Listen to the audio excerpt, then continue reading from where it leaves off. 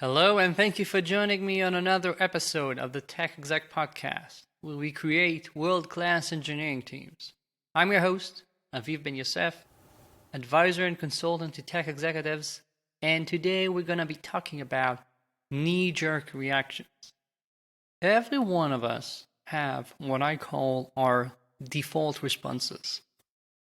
Something happens, and unless we make a conscious effort, we're gonna always react the same way. When my kids say, "Dad," I'm probably going to immediately say, "What?" I'm not gonna say, "What is it, dear?" Why? Because I hate hearing my name being called like that. Sorry.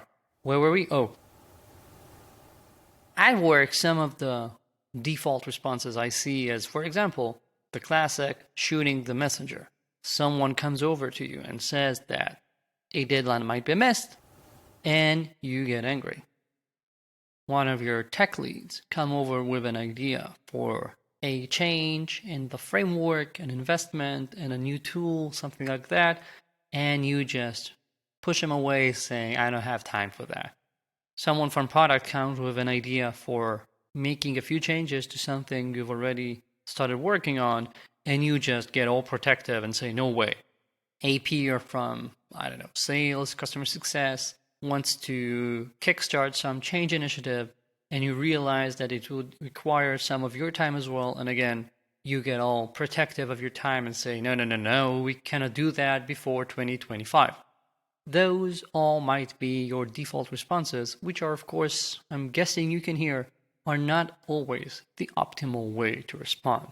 Now, it is important for me to stress the fact that I believe that for most people, and I see that in my work, most of your default responses are pretty well all right.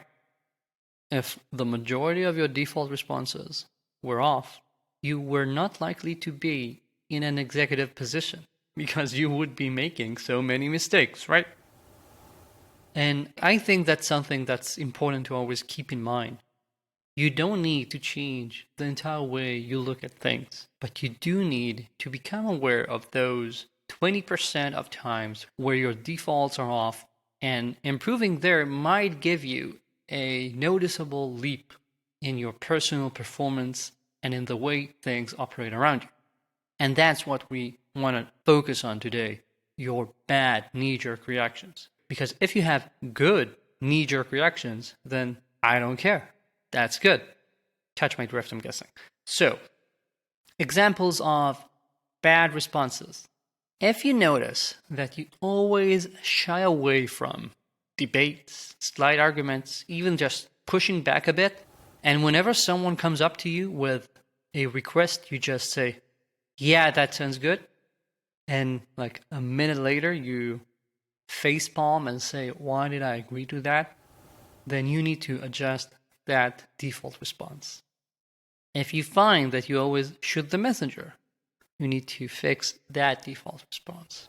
So when I'm working with someone, it's easier because when you have a coach that's talking to you, it's easier to notice patterns. You notice that, oh, yeah, I keep saying that I agree to something I didn't want to agree to, or the coach makes you aware of it.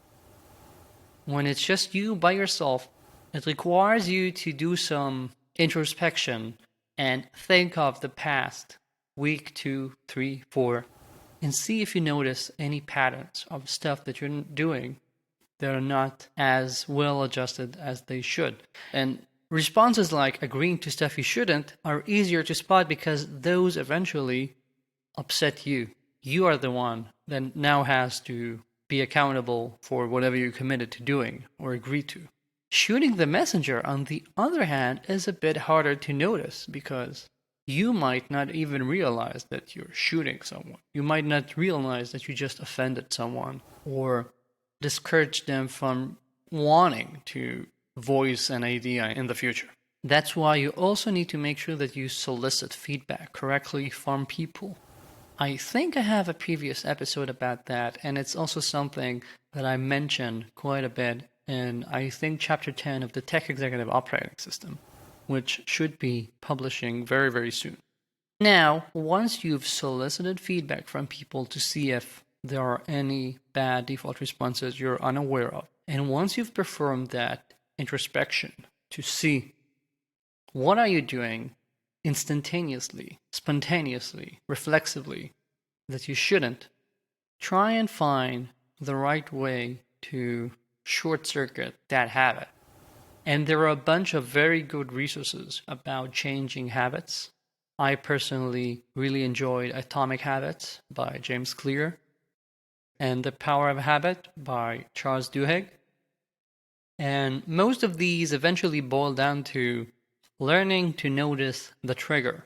So someone asks you for something and you need to become aware of that trigger where you just want to say automatically, sure, and just say, that sounds very interesting. Let me get back to you about that. Right? Or I'm right in the middle of something. I'll get back to you about that. Well, let's talk about it tomorrow, or let me sleep on it. When someone speaks up and lets you know that something might be going off with the sprint that's currently underway, don't say, what? Rather, say, oh, that's great that you're letting me know. Tell me, what do you think is going on? Who should I be talking to? And that also, by the way, always relates to, I think, 2 episodes ago. Why didn't the dogs bark? Why are you noticing these things too late? But just check that later. I have the link in the show notes. So once you realize what your default responses are, and once you have started working on those triggers, for those of you who are brave enough, I also highly recommend sharing the fact that you are making a conscious effort to change something. It might be just talking to your direct subordinates, your directors. It might be something that you feel free enough to say to whoever comes up to you. But once you say, that sounds like a really good idea, but I'm actively working on thinking of things a bit more before saying yes to them, so just let me have that time. People also, first of all, understand better, and they won't be angry or less likely to get angry for not getting a response immediately. But also, you are making them aware of what you think are the right expectations, what you think is the right way to work and operate. And they can model that as well. They start doing it by themselves. And also, if I realize that whenever I'm barging in with a new idea, I might be rocking the boat, and maybe I should bring that up not just in whenever I see you cross the hall, but let's say in our next one-on-one, I might be making my own communication with you better. So that's, I think, the win-win you can get when you are working on yourself, but also helping those around you become even better. That's sort of a positive feedback loop that you can get from the right sorts of coaching that you are doing for yourselves and also sharing with others.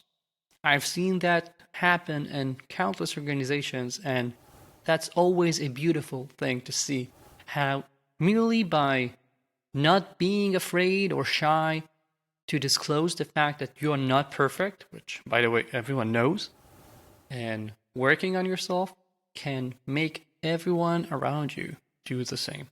So keep that in mind as well.